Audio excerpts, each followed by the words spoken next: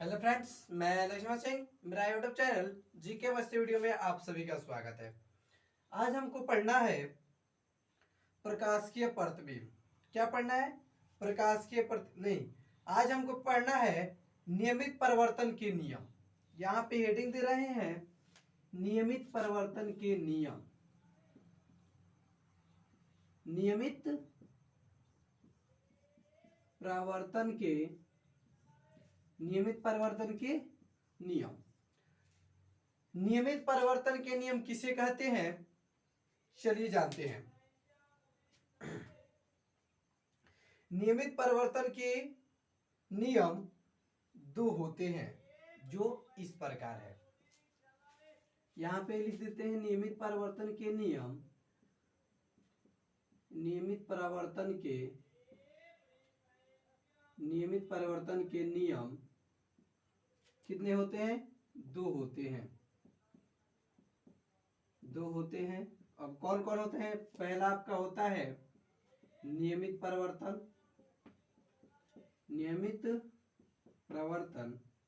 और आपका जो 2 नंबर होता है वो होता है अनियमित परिवर्तन।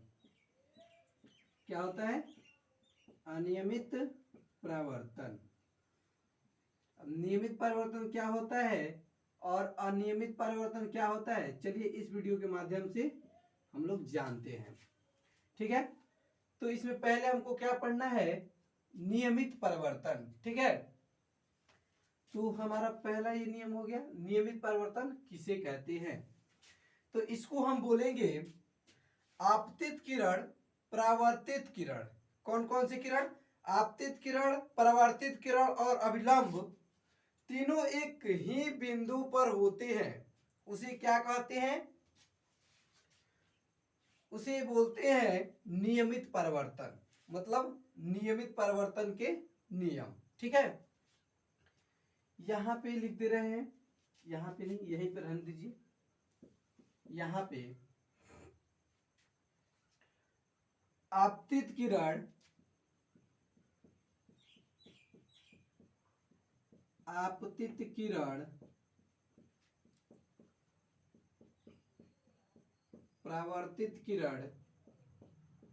आपतित किरण, परावर्तित किरण और अभिलंब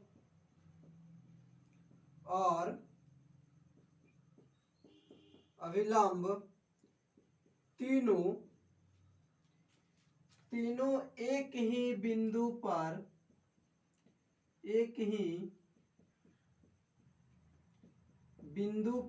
क्या होते हैं? तीनों एक ही बिंदु पर होते हैं। उसे नियमित परिवर्तन कहते हैं। नियमित परिवर्तन कहते हैं। क्या कहते हैं? नियमित परिवर्तन। अब इसको लिख लेंगे, अनियमित परिवर्तन किसे कहते हैं। क्या है? अनियमित परिवर्तन किसे कहते हैं?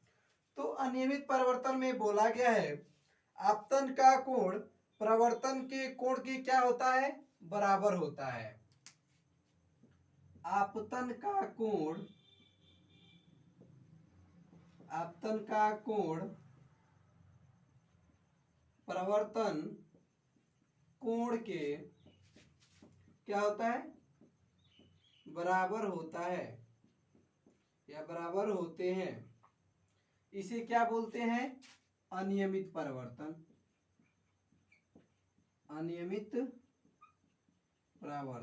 ठीक है, क्या बोलते हैं? अनियमित परिवर्तन।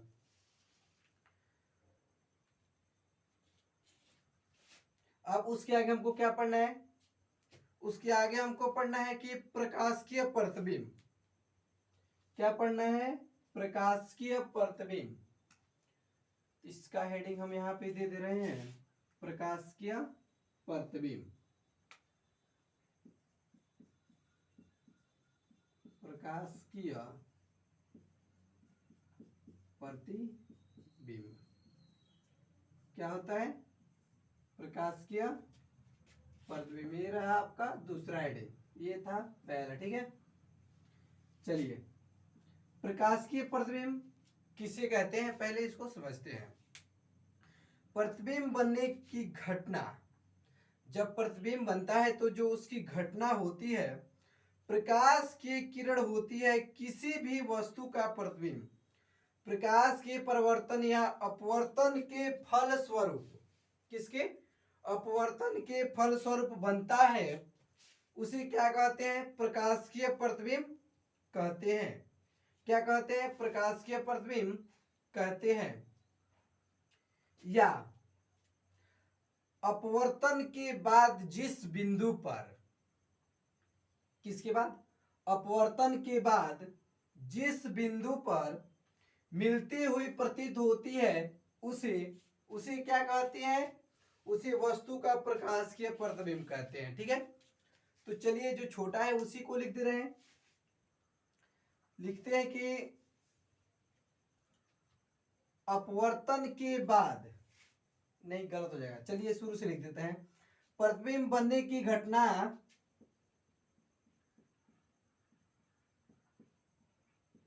प्रतिबिंब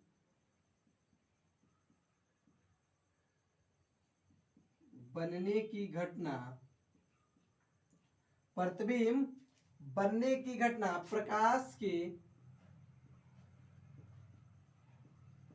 प्रतिबिंब बनने की घटना प्रकाश की किरण होती है, प्रकाश की किरण होती है, प्रकाश की किरण होती है किसी भी वस्तु पर, किसी भी वस्तु पर क्या होता है, किसी भी वस्तु का प्रतिबिंब, किसी भी वस्तु का प्रतिबिंब, वस्तु का प्रतिबिंब किसी भी वस्तु का प्रतिबिंब प्रकाश के परिवर्तन, प्रकाश के प्रवर्तन या अपवर्तन, प्रकाश के परिवर्तन या अपवर्तन के फलस्वरूप,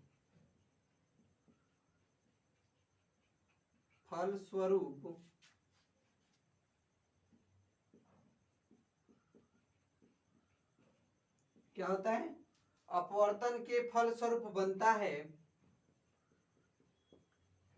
है, इसे प्रकाशीय प्रतिबिंब कहते हैं, इसे प्रकाशीय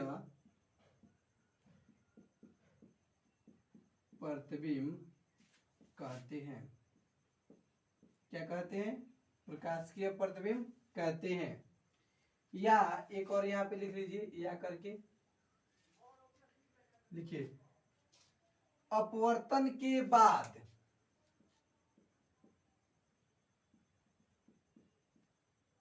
अपवर्तन के बाद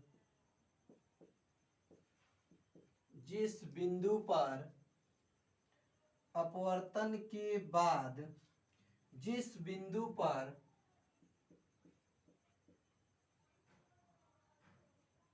जिस बिंदु पर पड़ता है, क्या होता है, जिस बिंदु से निकलती हुई, जिस बिंदु से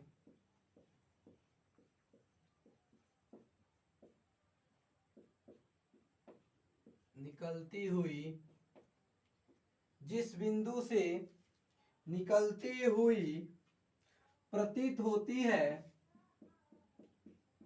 प्रतीत होती है, उसे क्या कहते हैं, उस वस्तु का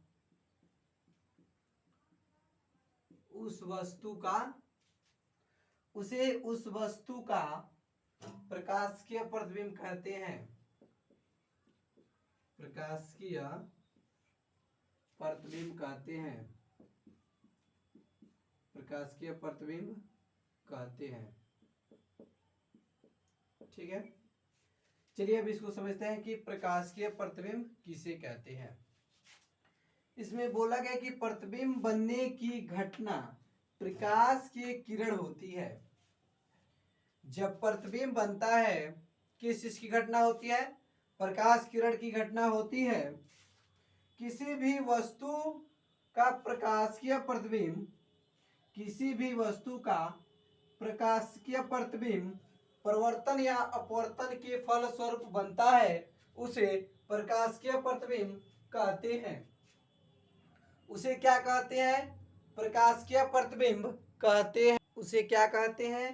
प्रकाशीय प्रतिबिंब कहते हैं। या एक और डिफिनेशन लिखे हैं, अपवर्तन के बाद जिस बिंदु से निकलती हुई प्रतीत होती है उसे उस वस्तु का क्या कहते हैं? प्रतिबिंब कहते हैं, प्रकाशीय प्रतिबिंब कहते हैं। ठीक है, चलिए उसके आगे हमारा जो टॉपिक है वो है कि किसी वस्तु का प्रकाशीय प्रतिबिंब दो तरह से होता है। यहां पे लिख देते हैं,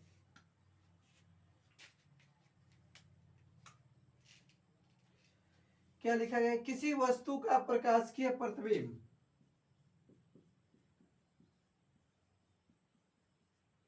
किसी वस्तु का प्रकाशीय प्रतिबिंब किसी वस्तु का प्रकाशीय प्रतिबिंब कितना होता है? दो तरह से होता है। दो तरह